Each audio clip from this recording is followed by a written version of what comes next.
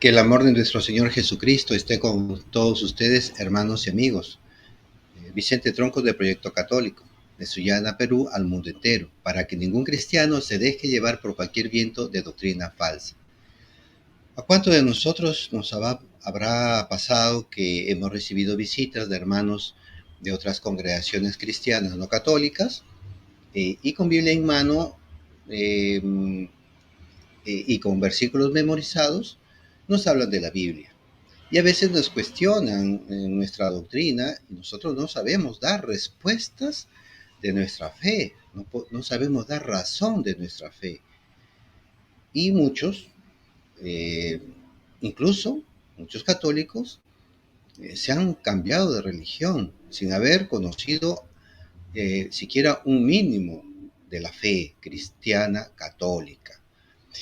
Y luego piensan que han sido engañados por el catolicismo sin haber siquiera investigado, ¿no? Hay mucha apostasía en estos últimos años. Lamentablemente, la catequesis, la principal que es dada en la misa, como las accesorias, que son impartidas por laicos, tenemos que decirlo, no han profundizado en los textos bíblicos, no nos han ayudado en ello. Si nosotros, por ejemplo, nos vamos al colegio, a la universidad, tenemos que memorizar ciertas fórmulas, ciertos conceptos. La memoria es importante. Incluso Cristo va a decir en relación al sacramento de la Eucaristía, hagan esto en memoria mía. Claro, cabe decir que decir en memoria o en memorial mío es porque se está realizando un acto sacrificial, pero también en recuerdo por el mandato que Jesús da de realizar, en este caso, el sacramento de la Eucaristía. Bien, entonces es importante que conozcamos y tengamos un pequeño arsenal siquiera de algunos textos bíblicos, no solo como una cuestión de tener un conocimiento intelectual, no, sino que también muchos de esos versículos nos van a ayudar en momentos claves y hasta momentos difíciles de nuestra vida. Decir, por ejemplo, que Cristo es el que me conforta, ¿no? En Cristo encuentro pues esa fortaleza, ¿no? Ahí tenemos nada más para citar un texto, el que nos hemos aprendido de niños, el Padre Nuestro, ¿no? El Ave María, ¿no? Bien, entonces los textos bíblicos ciertamente nos ayudan, pero también hay que decir algo que a uno le resulta muy cuestionante, ver que muchos catequistas que son enviados a dar catequesis a niños, a jóvenes, incluso adultos, no han sido suficientemente capacitados en textos bíblicos, siquiera al menos, y digo al menos no porque quiera menospreciar la palabra de Dios, sino que me estoy refiriendo a que tampoco se nos enseña teología, menos filosofía cristiana, son muy importantes estas dos para comprender el mundo y comprender mejor la revelación divina dada por Dios, especialmente por nuestro Señor Jesucristo. Bien, pero sobre todo tenemos un gran modelo de maestro, que es el Padre Luis Toro, que con una muy sencilla, un sencillo método de eh, enseñar la Biblia con la misma Biblia, no con la ciencia teológica, ha transformado corazones y ha convertido a muchos hermanos evangélicos, ateos, terroristas, etcétera. Entonces eso es muy importante.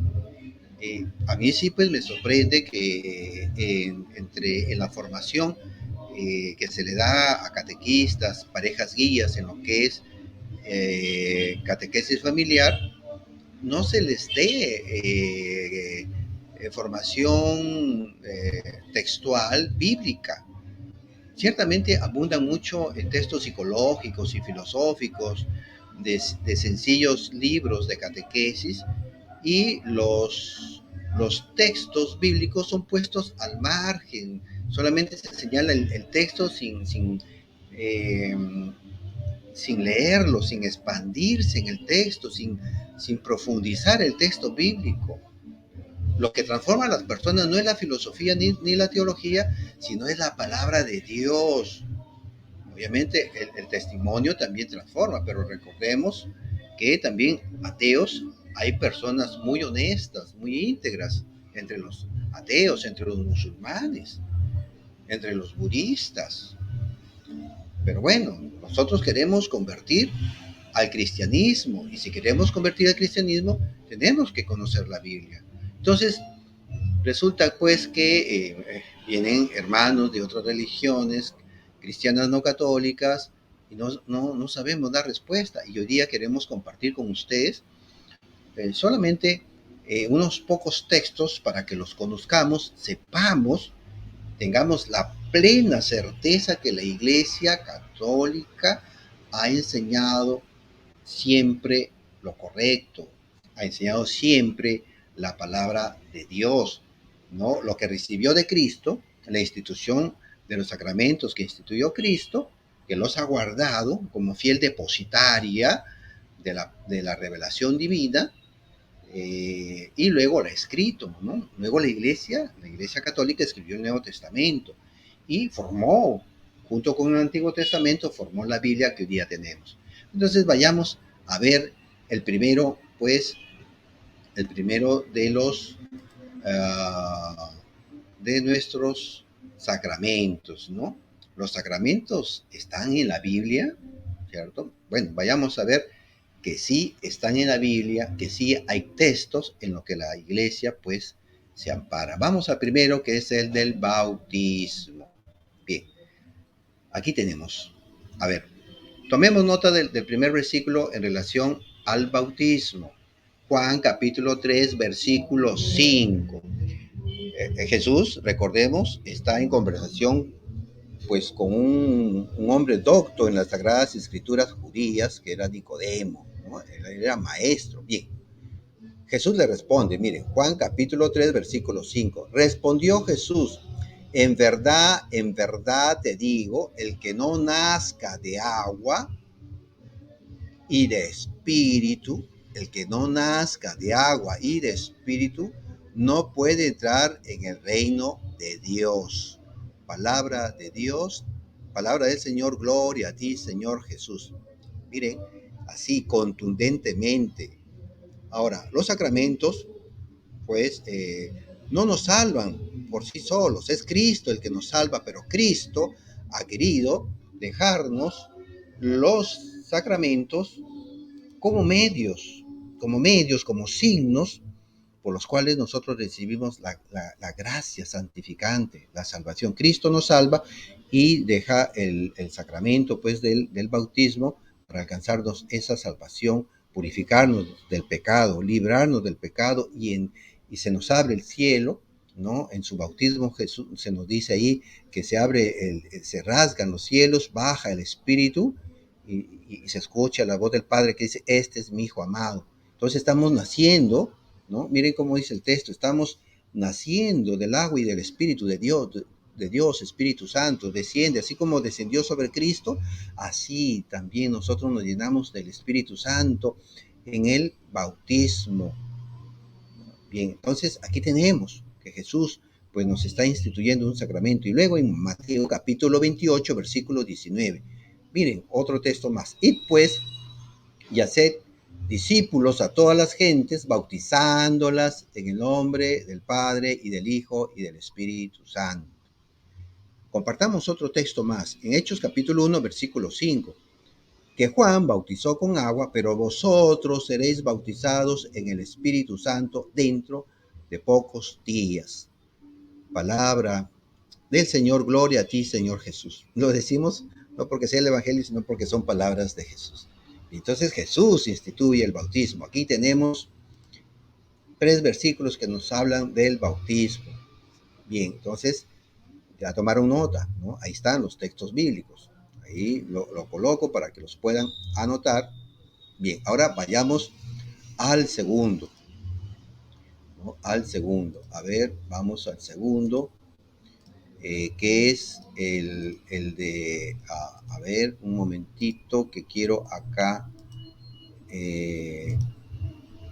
un segundito, porque aquí no se me ha actualizado este texto, ¿no? Que es, a ver, vamos a cerrarlo un momentito y vamos a, a recuperarlo, porque me gusta también que ustedes vean estas diapositivas para que ustedes puedan tomar nota. Denme un segundito nada más. Vamos a recuperarlo nuevamente. Aquí está. Muy bien, ya está subiendo. Y queremos ver los siguientes. Nos quedan el de la Eucaristía, el del orden sacerdotal, el de la reconciliación o de la confesión, el de la unción de los enfermos, ¿no? Hemos hablado ya de la comunión. A ver, veámoslo. El bautismo, y aquí tenemos el de la reconciliación o confesión de pecados, ¿no?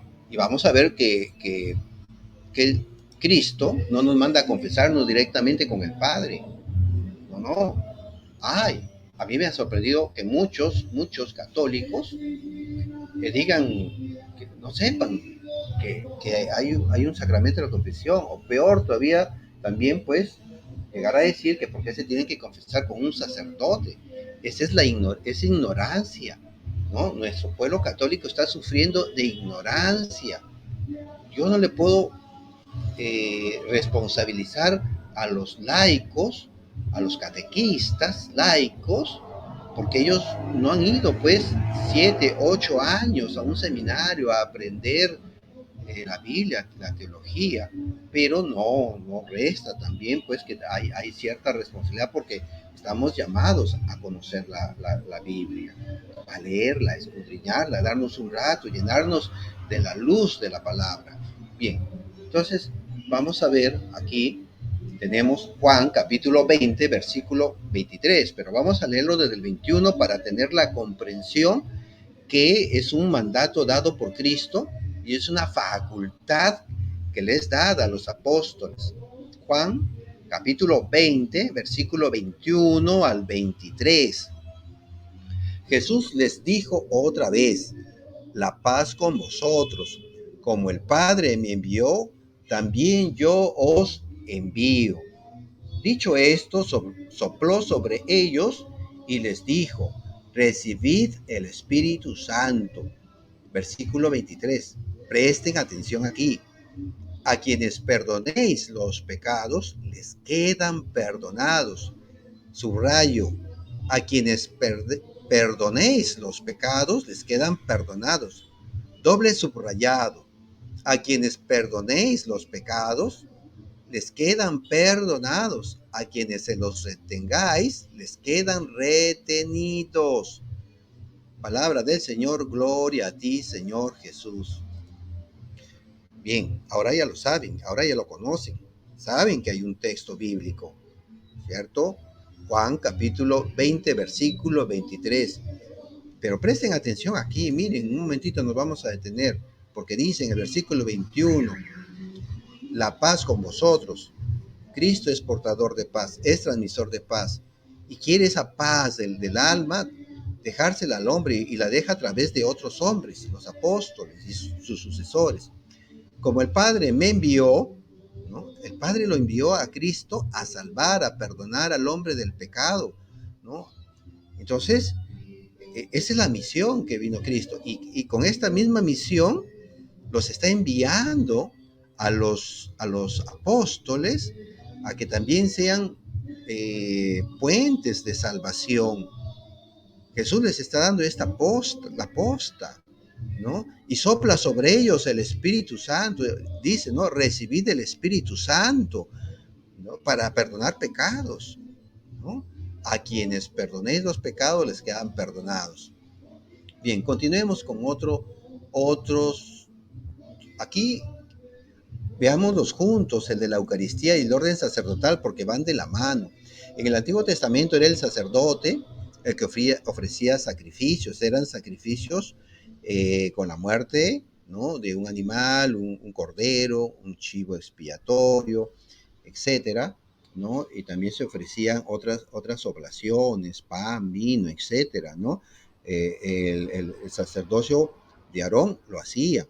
Antes del sacerdocio de Aarón hubo otro orden sacerdotal que fue el de Melquisedec, que lo podemos encontrar ahí pues en Génesis capítulo 14, ¿no? Y los sacrificios que realizaba Aarón los podemos encontrar, por ejemplo, en Levítico capítulo 5, ¿no? En el capítulo 27, 28, ahí se consagra el sacerdocio de Aarón. Y vamos a ver que aquí también Jesús va a consagrar, va a ordenar sacerdotes. Vamos a Lucas capítulo 22, versículos 19 y 20, porque en estos dos están el sacramento de la Eucaristía y el del orden sacerdotal, y lo vamos a explicar. Era el Jueves Santo, la cena de la Pascua, ¿no? Jesús se está adelantando a la misma y se va a sentar con los apóstoles en la mesa. Y ahora contemplemos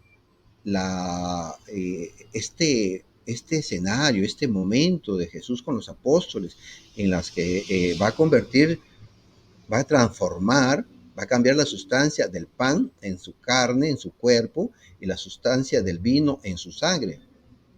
Y les va a dar un mandato, una orden a los apóstoles. De esta manera los va a convertir en sacerdotes para que hagan ofrendas, para que entreguen una ofrenda. Cristo es la ofrenda del Cordero de Dios que quita el pecado del mundo, como nos va a decir Juan, el Evangelio de Juan, capítulo 1, versículo 29. Lucas, capítulo 22, versículos 19 y 20. Tomó, o sea, Jesús tomó luego pan y dadas las gracias, en griego Eucaristía, lo partió y se lo dio diciendo, miren, contemplen, lo parte y se lo da a los apóstoles al momento que dice sobre el pan, ¿no? Este es mi cuerpo. No dice, esto simboliza mi cuerpo o representa mi cuerpo. No, dice, este es mi cuerpo. Es una realidad. O sea, sabe a pan, pero ya no es pan, porque es el cuerpo de Cristo, es lo que Cristo, que es Dios, lo está diciendo. Este es mi cuerpo que es entregado por vosotros, entregado que es ofrendado, entregado, ¿no? Es una ofrenda sacrificial, pero hoy día no vamos a entrar a ello, ¿no? Lo está entregando. Haced, haced, haced esto en recuerdo mío. Les está dando una orden. Por eso nosotros le llevamos al sacramento del sacerdocio orden sacerdotal. Les está ordenando a que hagan ofrendas. Versículo 20. De igual modo, después de cenar, tomó la copa diciendo, esta copa es la nueva alianza en mi sangre que es derramada por vosotros. Miren, es sangre, es derramada, está en tiempo presente. Y sabemos que Cristo, unas horas después, el Viernes Santo, va a ser crucificado y va a derramar su sangre, ¿no? En ese sacrificio como víctima, hostia, ¿no? Hostia sagrada. En mi sangre es derramada, ¿no? Y eso es lo que se hacía en los sacrificios del Antiguo Testamento, del sacerdocio levítico, ¿no? Derramar sangre. Bien.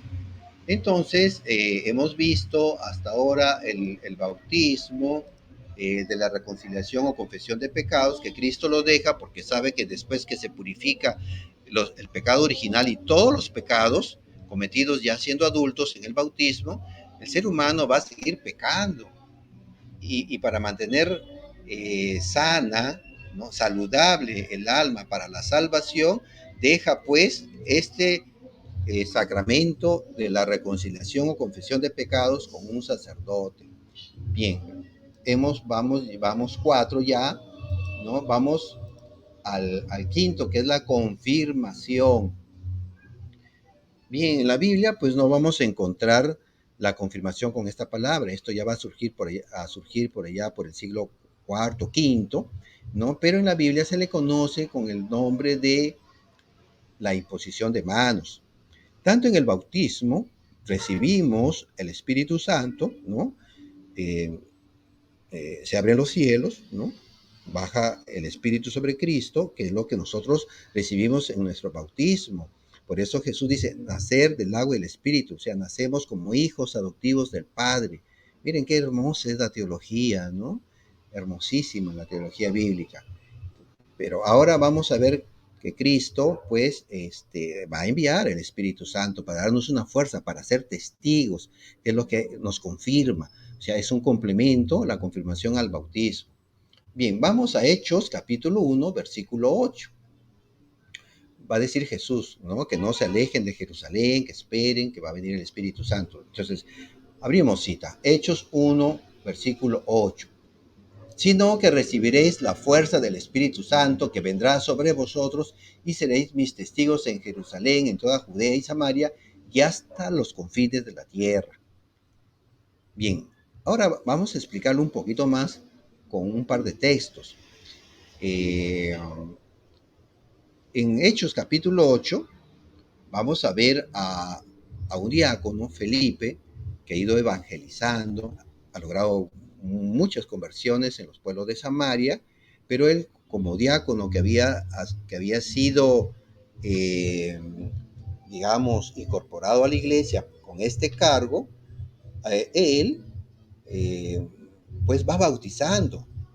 Pero como nosotros sabemos, los diáconos y los presbíteros no tienen la plenitud del sacerdocio, sino los obispos, que los vienen a ser pues los sucesores de los apóstoles. Recordemos que los apóstoles iban instituyendo obispos en las diferentes regiones, iglesias, ¿no? En las que ellos iban eh, logrando más creyentes y los van dejando, los van nombrando y adquieren las mismas prerrogativas de los apóstoles, como encontramos, por ejemplo, en la primera de Pedro, capítulo 5, versículo 1 en adelante, en la que Pedro dice, yo anciano como ustedes, o sea, presbítero. Presbítero es una palabra griega que significa anciano, ¿no? Y les habla a los presbíteros que pastoreen, que cuiden, ¿no? A la grey, o sea, al pueblo, a la iglesia. Pero bueno, no nos salgamos del tema. Entonces, Felipe ha convertido y ha bautizado a muchos, pero no han recibido todavía el espíritu de la confirmación, ¿no? Sino que tienen que ir los apóstoles para darles la confirmación a través de la imposición de manos, que así es como se le conocía. Entonces vayamos allá ahora a Hechos, capítulo 8, versículo 14 al 17. Al enterarse los apóstoles que estaban en Jerusalén de que Samaria había aceptado la palabra de Dios, les enviaron a Pedro y a Juan. Estos bajaron y oraron por ellos para que recibieran el Espíritu Santo, pues todavía no había descendido sobre ninguno de ellos, únicamente habían sido bautizados en el nombre del Señor Jesús. Entonces les imponían las manos y recibían el Espíritu Santo. En la palabra de Dios te alabamos, Señor. Hay que hacer una aclaración. No es que no habían recibido el Espíritu Santo.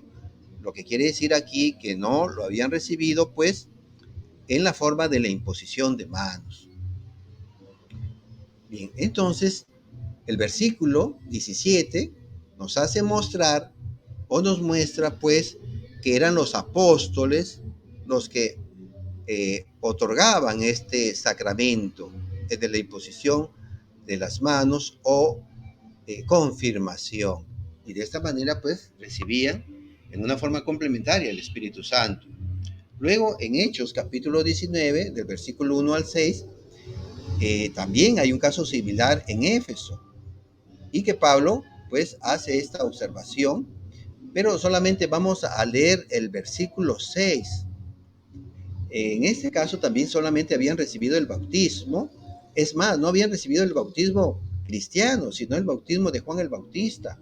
Y eso pues no trae gracia. Era un bautismo, el de Juan el Bautista, un bautismo de conversión, nada más, de un cambio de vida, de actitud.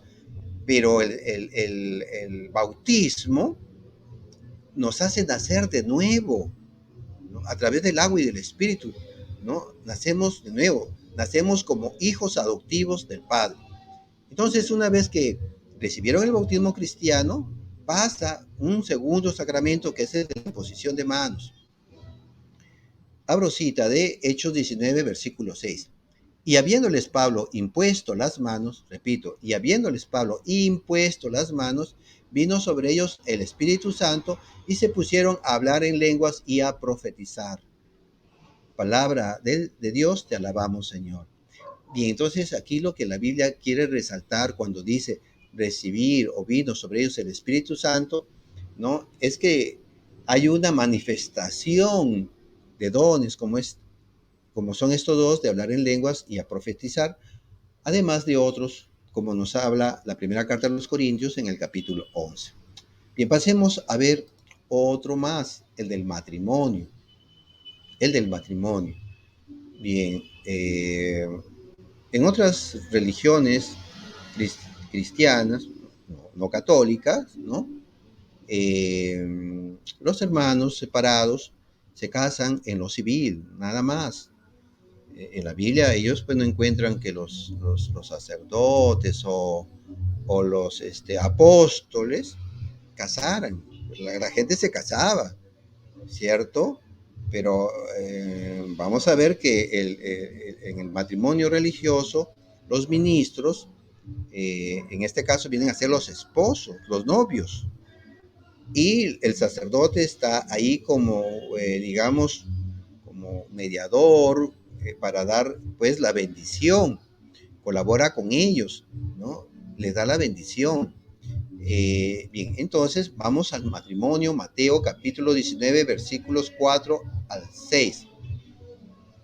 Cristo dice, Él respondió, ¿no habéis leído que el Creador desde el comienzo los hizo varón y hembra? Y que dijo, por eso dejará el hombre a su padre y a su madre, y se unirá a su mujer, y los dos se harán una sola carne, una sola carne. Miren qué tal misterio, ¿no? Ya dejan sus respectivas familias y vienen a formar una sola familia, y los dos pasan a ser una sola carne. De manera que ya no son dos, sino una sola carne. Pues bien, lo que Dios unió, no lo separe el hombre. Repito, lo que Dios unió, no lo separe el hombre. Palabra del Señor, gloria a ti, Señor Jesús. Muy bien, entonces, miren, eh, el matrimonio es indisoluble. La iglesia no lo puede, digamos, divorciar a las personas, porque era el cuestionamiento que le hacían a Jesús aquí en este capítulo eh, 19 de Mateo, ¿no? Decían, pero si Moisés permitió el divorcio, no, Jesús está diciendo, no, no hay divorcio. Bueno, salvo la nulidad de un matrimonio, pues, que no reunió las condiciones para ser válido.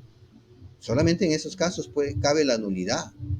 Pero no vamos a entrar en ello porque no queremos profundizar, no queremos ir más allá.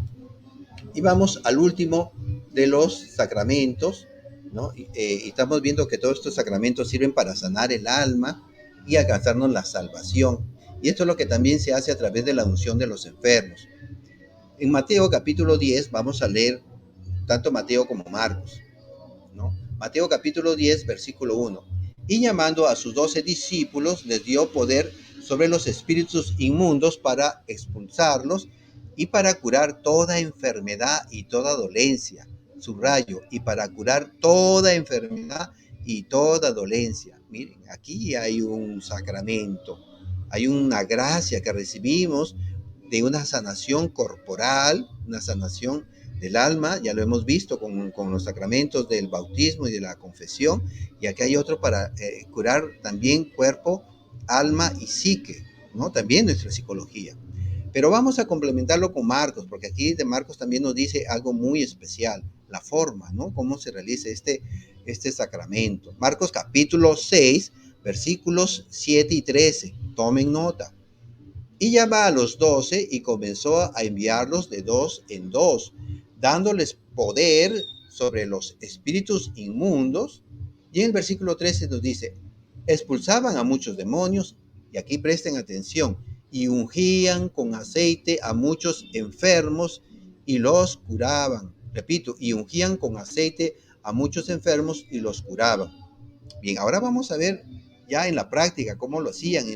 Esto nos lo cuenta otro apóstol. Miren cómo se realizaba.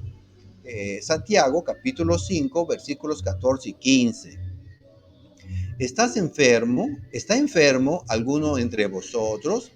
Llame a los presbíteros de la iglesia, o sea, a los sacerdotes, que oren sobre él, y aquí presten atención, y le unjan con óleo en el nombre del Señor.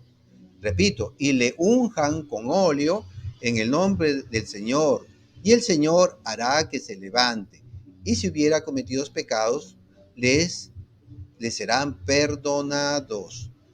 Palabra de Dios, te alabamos, Señor. Bien, ahí está otro sacramento más. Bien, hermanos, Cristo ha dejado sacramentos, ¿no?